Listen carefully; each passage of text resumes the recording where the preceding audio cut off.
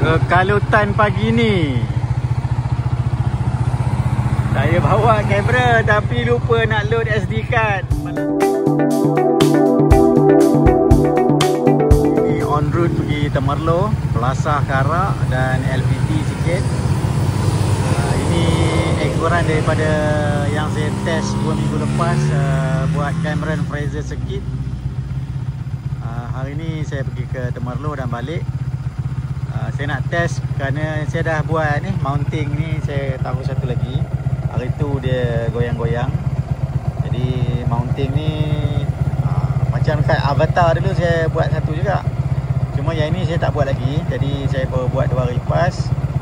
Tepuk lubang 12mm, beli hardware, ada clip, lepas tu taruh slip nut dan skru. Ukur lah.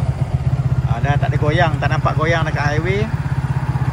Motor memang dah final dah, tak ada apa masalah. InsyaAllah stiker-stiker saya tak tempah lagi stiker. Tadi nak cari stiker lama tak jumpa. Adalah nak buat stiker baru sikit. Okay, YouTube, kita continue with the ride.